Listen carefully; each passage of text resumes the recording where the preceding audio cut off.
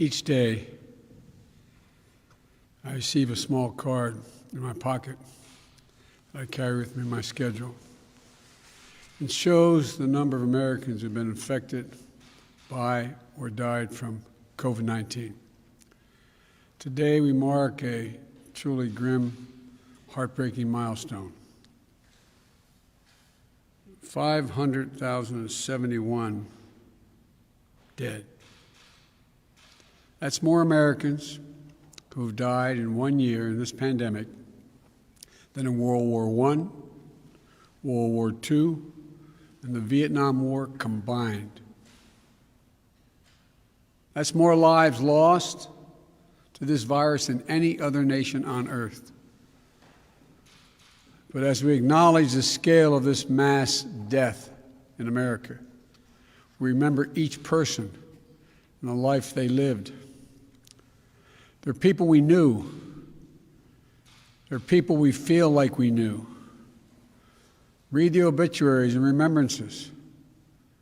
The son who called his mom every night just to check in. The father's daughter who lit up his world. The best friend who was always there. The nurse and nurses, but the nurse who made her patients want to live. I was just in Kalamazoo, Michigan, at the Pfizer vaccine manufacturing facility. There I met a man when I walked in whose father-in-law was dying of the virus. He was sad. I asked if I could call his father-in-law. He said his father-in-law was too sick to speak. But then he said, but could I pray for him? Could I pray for him? We all know someone, fellow Americans who live lives of struggle, purpose, and of hope, who talked late into the night about their dreams, who wore the uniform born to serve, who loved, played, and always offered a hand. We often hear people described as ordinary Americans. There's no such thing. There's nothing ordinary about them. The people we lost were extraordinary. They spanned generations. Born in America, immigrated to America. But just like that, so many of them took their final breath alone in America. As a nation, we can't accept such a cruel fate. While we've been fighting this pandemic for so long, we have to resist becoming numb to the sorrow. We have to resist viewing each life as a statistic or a blur or on the news. We must do so to honor the dead, but equally important, care for the living, those who left behind. For the loved ones left behind, I know all too well. I know what it's like to not be there when it happens. I know what it's like when you are there, holding their hands. There's a look in your eye and they slip away. That black hole in your chest, you feel like you're being sucked into it. The survivor's remorse, the anger, the questions of faith in your soul. For some of you, it's been a year, a month, a week, a day, even an hour. And I know that when you stare at that empty chair around the kitchen table, it brings it all back no matter how long ago it happened, as if it just happened that moment when you look at that empty chair. The birthdays, the anniversaries, the holidays without them. And the everyday things, the small things, the tiny things that you miss the most. That scent when you open the closet. That park you go by that you used to stroll in. That movie theater where you met. The morning coffee you shared together. The bend in his smile. The perfect pitch to her laugh. I received a letter from a daughter whose father died of COVID-19 on Easter Sunday last year. She and her children, his grandchildren, enter Lent this season a season of reflection and renewal with heavy hearts. Unable to properly mourn, she asked me in the letter, what was our loss among so many others? Well, that's what has been so cruel. So many of the rituals that help us cope, that help us honor those we loved, haven't been available to us. The final rites with family gathered around, the proper homegoing, showered with stories and love, tribal leaders passing out the final traditions of sacred cultures on sacred lands. As a nation, we cannot and we must not let this go on.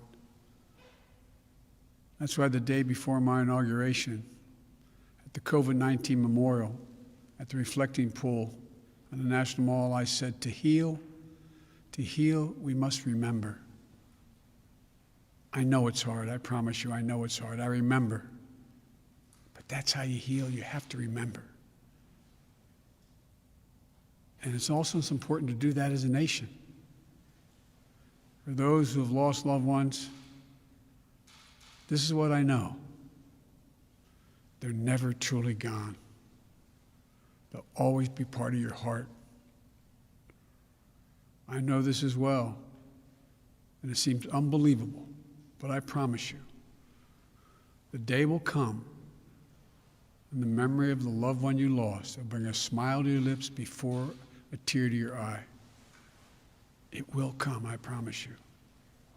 My prayer for you, though, is that they will come sooner rather than later. And that's when you know you're going to be okay. You're going to be okay. And for me, the way through sorrow and grief is to find purpose.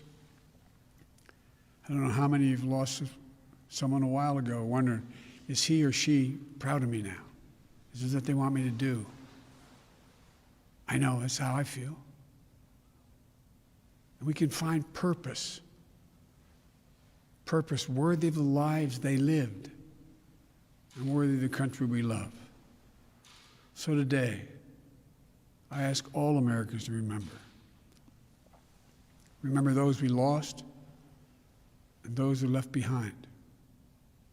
But as we all remember, I also ask us to act, to remain vigilant, to stay socially distanced, to mask up, get vaccinated when it's your turn. We must end the politics and misinformation that's divided families, communities, and the country. And it's cost too many lives already. It's not Democrats and Republicans who are dying from the virus. It's our fellow Americans, it's our neighbors, our friends, our mothers, our fathers, our sons, our daughters, husbands, wives. We have to fight this together as one people, as the United States of America. That's the only way we're going to beat this virus, I promise you. The only way to spare more pain and more loss, the only way. These millstones no longer mark our national mourning. These milestones, I should say, no longer mark our national mourning. Let this not be a story of how far we fell, but of how far we climbed back up. We can do this. For in this year of profound loss, we've seen profound courage from all of you on the front lines. I know the stress, the trauma, the grief you carry, but you give us hope. You keep us going. You remind us that we do take care of our own, that we leave nobody behind, and that while we've been humbled, we have never given up. We are America. We can and will do this. In just a few minutes, Jill and I, Kamala and Doug, will hold a moment of silence here in the White House, the people's house, your house. We ask you to join us, to remember so we can heal, to find purpose in the work ahead, to show that there is light in the darkness. This nation will smile again. This nation will know sunny days again. This nation will know joy again. And as we do, we'll remember each person we've lost, the lives they lived, the loved ones they left behind. We will get through this, I promise you. But my heart aches for you, those of you who are going through it right now. May God bless you all, particularly those who've lost someone. God bless you.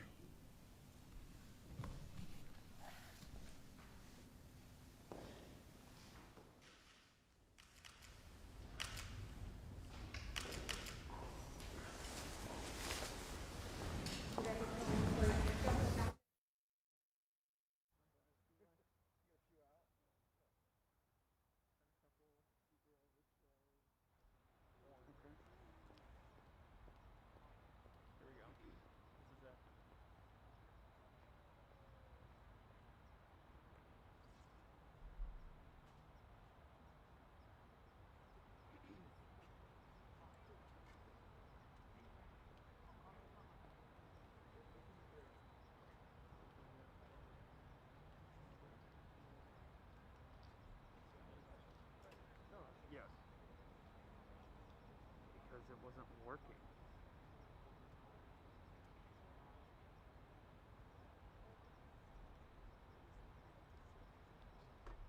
Can I zoom in? Top one, center, one, off the left. Oh, here they come. Come on the right.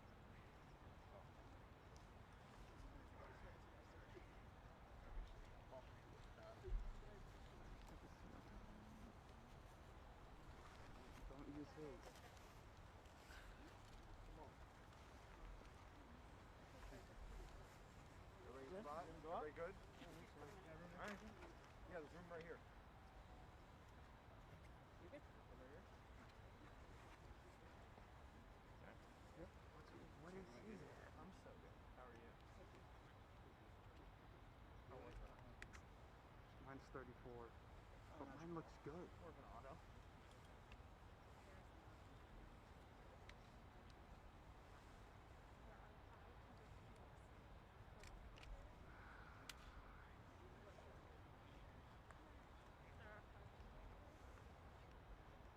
This is 4,400. The wide is much better. The wide is better. About 30 seconds. Well, get what you get. Didn't do this before.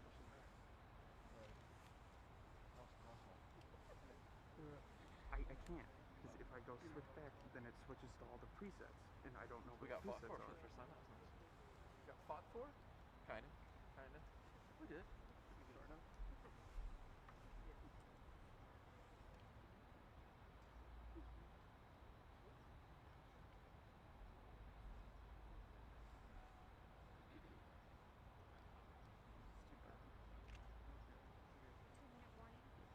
Two minutes.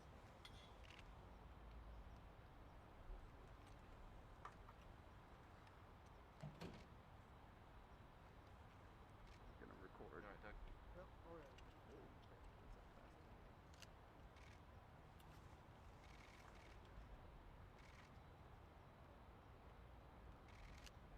So zoom in.